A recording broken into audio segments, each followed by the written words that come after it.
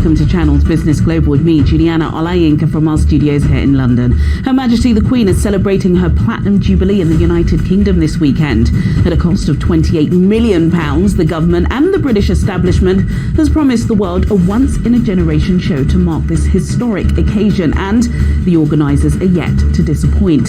Economists have forecast that London is set for a £100 million royal spending boost this weekend, with tourists pouring into the capital in numbers not seen since before the pandemic.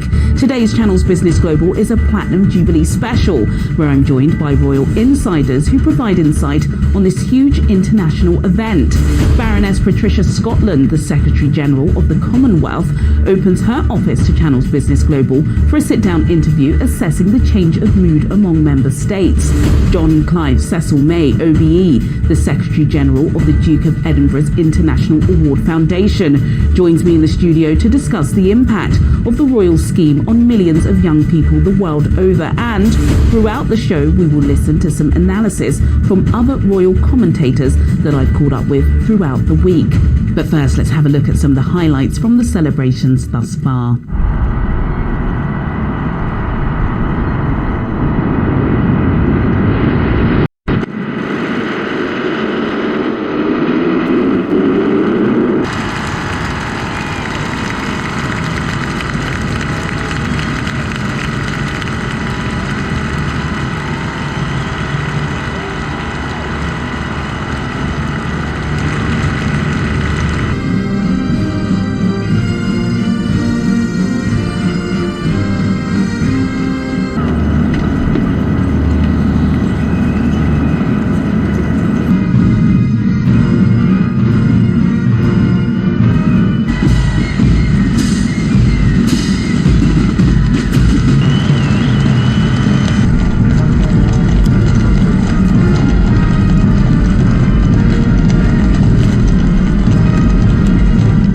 Pomp and pageantry it is. Earlier I called up with our correspondent Simon Pugh, royal commentator Thomas Mace-Archer-Mills, reflect on the scandal and fascination that surrounds the extraordinary monarch. All of this after the break. Do stay with us. Welcome back to Channel's Business Global with me, Juliana Olayinka, from our studios here in London. Let's resume our special programme paying tribute to the Queen's Platinum Jubilee by having a look at some social media posts paying tribute to Her Majesty.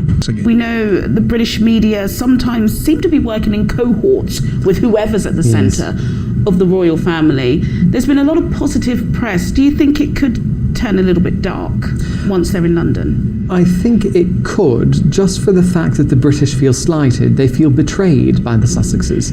And I was a very big proponent until they decided it was personal over duty.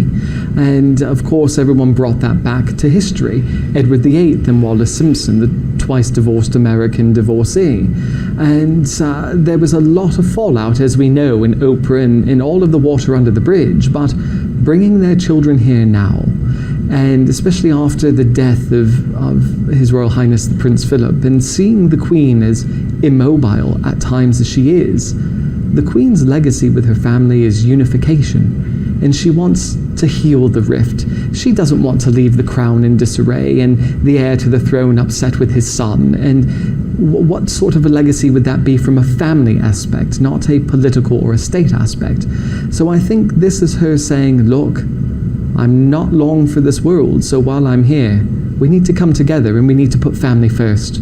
We need to bury the hatchet, and we need to show this country and in this world that the love of family supersedes anything else. The Duke